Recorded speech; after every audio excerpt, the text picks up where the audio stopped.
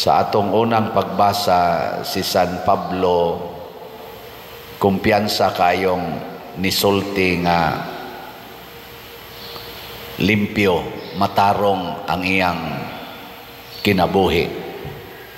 Pero wa siya moingong wa siya sala.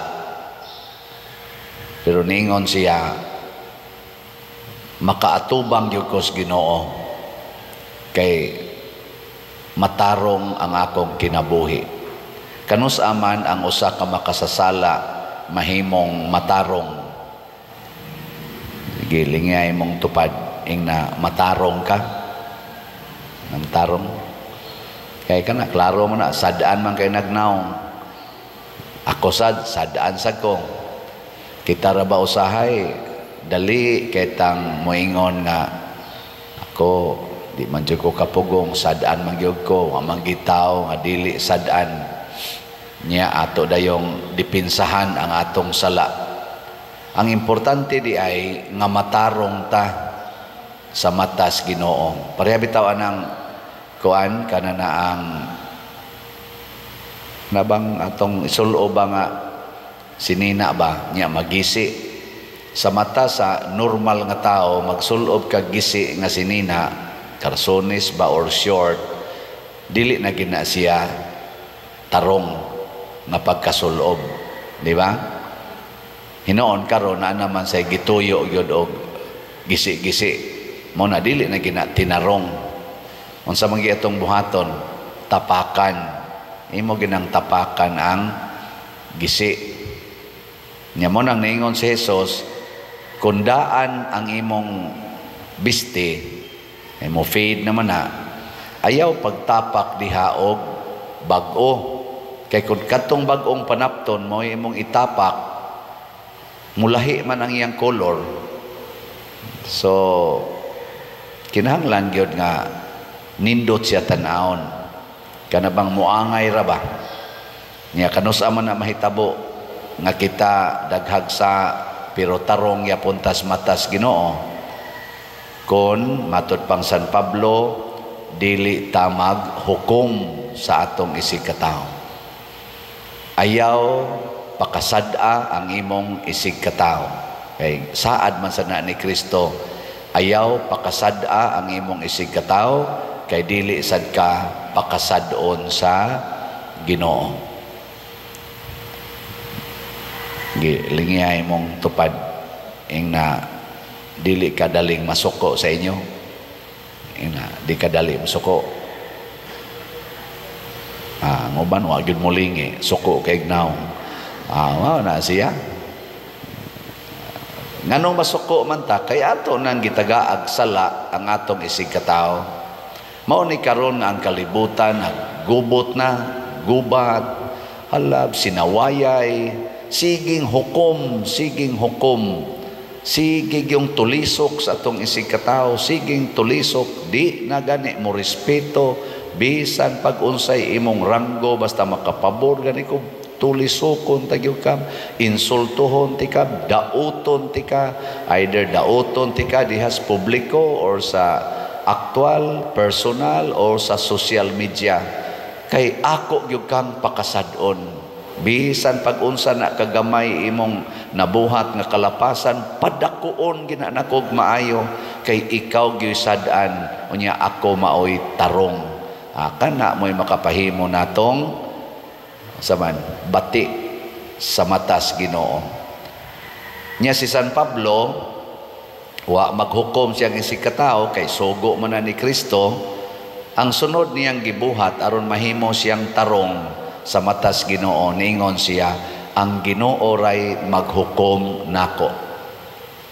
Kitang tanan hukman ra gid tas Ginoo, way makaikyas bisan pagkadtong labing tinago. Ang Ginoo dili mo gamit og device nga haron mailhan ang atong heartbeat. Sige na tagkaot anang yuta kay gukuro natong heartbeat. Dili ana ang Ginoo. Kita kay Ginoo ang atong kasing-kasing. Sige, lain na sang lingi sa imong tupad ing na unsa ka roy nakita as Ginoo sa imong kasing-kasing. Ana, Sabayan, hugaw o limpyo. Mao na, mulimpyo ra sa ning atong kasing-kasing sa matas Ginoo, basta ang atong kasing-kasing atong ipa-align sa kasing-kasing ni Jesus o ni Maria. Ning alliance of two hearts ba? Atong i-align ug unsa may kasing-kasing ni Jesus o ni Maria, maluluyon sa mga makasasala. Kana bang magkaluy-anay ta, magpasayloay ta, magdinawatay ta, dili kay magsigig away, sigig panaway niya. Ato ginang ibutang sa tungon-ahona ang iyang sayop. Mao ginay sigihan natog balik-balik ang iyang sayop. Mga asawa nga ni aron dinhi og kanang naas online, kinsa ninyo ang dili gyud mohisgot sa sayop sa inyong bana kaniadto ta sa kamot. Pulos gyud mo mga buangon, hugaw kasing-kasing. Kada bang hinumduman gyud ba? Hinumduman og makahimo na sa karugamay sipit, ikaw wa jud ka mausab. Sa una pagyud ka, sige jud hinumdum pagkabatian na. Ayaw na hinumdumi. Ang Ginoo ray mahinumdum ana. Sige mga bana, kinsa ninyo ang di gyud mo hisgot sa apan sa inyong asawa kaniadto hangtod karon ta sa kamot. Parihara dem. Abisan ganing pari, nakahimulag sayop ang pari karong adlawa, karong higayuna kausa, nakapamabdos tingali. Sigihan naman ginani mong sige, bisag asa magbisa ang pari, ingnon, ana. Sige, yung hunahuna. Naaman na ikaw. Kapadersyano ko. Klaro. Ana, man kita'y dili maayo nga binuhatan, pero ayaw hinomdumi, ayaw hukmi, nga maogya po na siya karon, kay doon na tayo constant renewal. Sa matas Ginoo ang iyang gusto, matod pa niya, bagong bino, bagong sudlanan. Sige gitag renew, sige renew. Mo nang ang Ginoo mo tan-aw siya sa atong renewal, di siya mo tan-aw sa atong kagahapon. Ang iyang tan-awon karon unsa may imong buhaton. Kung kagahapon manglibak ka, karon manglibak yapon ka. Zaway. Kung kagahapon di jud ka mo palit og slot, karon unsa man mo palit na ka.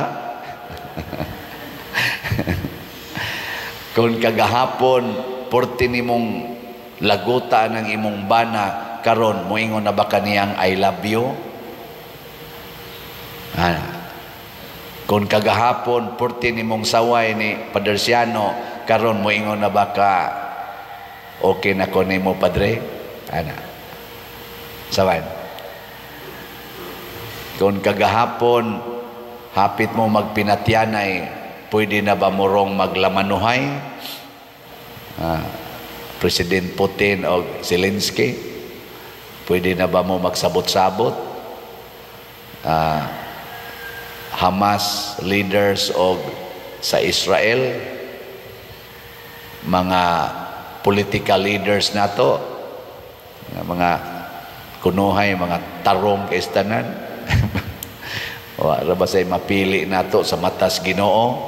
Pwede na batang magsabot-sabot, dili magsigig insultuhay, dili magsigi og inilaray. Inana ba? Aron makabot ang kahusay. Kay kinsa ra man gimuhukom nato? Ang Ginoo. Nya matod para ba diri sa atong tubag sa Salmo? Unsa toy atong tubag sa Salmo? Ang kaluwasan sa matarong nagikan sa Ginoo. Unsa man ning kaluwasan sa matarong? Kana bang inikamatay nato? Kay mga matay magitang tanan. Lingay mong tupad. Ing namura bayag hapit na ka mamatay. Ing na ba? Natanawa ang uban murag ngilon. Kitang tanan pwede maginatog inong hapit na kamamatay, kay ang kamatayon mo abot man na sawa nato palandunga nga takna. Wa man gyud siguro ako ugma wa na bilaran ako. Wa so kinsa gud tinibaw. Kadto diring nagsigig basa, apil tong nagkanta. Oh, way siguro ugma bilaranan na. Bitaw. Ngano man di ay si Bishop Chupilo Kamomot pagbiya niya diha ni Cardinal Vidal sa ilang tigom-tigom mga human paniudto nahibaw dito siya nga pila lang ka oras after patay na siya. Wow, wa man siya magsulti, Your Eminence, muuna ko ha kay mamatay na ra ba kurong alas 3 or alas 4. Wa siya moingon oy, ningon siya, muuna ko kay tuwa pa ko'y misa. Oh, niya. Paglarga niya, nakaabot siya siyang misa. Aw ingon sila, nag-by location man to si Bishop Chupilo Kamomot, nakamisa gid siya dito. Pero, wa na, patay na siya ato. Pero nakamisa pa gid siya. Ay, man to kay, buutan man to kayo. Niya, ingon aning nagmisa karon, ug mao ni mamatay, asa pa ni kalahos? Samot na mo diha. Arang-arang tingin ang kasigig palit na tong slot kay murag makakuan gina, makalahos gina. Una, kita doon natay nindot kayo nga ang Cebu mo'y napilian karon sa 5th AACOM kaning Asian Apostolic Congress on Mercy karong October 14 to 19 anha sa IC3. Nindot kay ni siya kay matudluan kita sa divine mercy nga mga virtues. Mao na ato yung dasigon ato mga katawhan kamo mga devotees sa divine mercy or dili devotees hala panambong mo pa-register karong kuana pangutan-ay nyo mga divine mercy nga communities unsaon pagpa-register. Gastuin na maunay worth spending for. Nya limited ra ba kay 2,500 ra ang kaning mo pwedeng makaregister. Na ako no naroy 2,075 na ang by record nga nakaregister. So mga 425 na lang ang kuwang. Sige ha. Mag-ilog ta ani og pa-register. 400 na lang, 25 ang kuwang.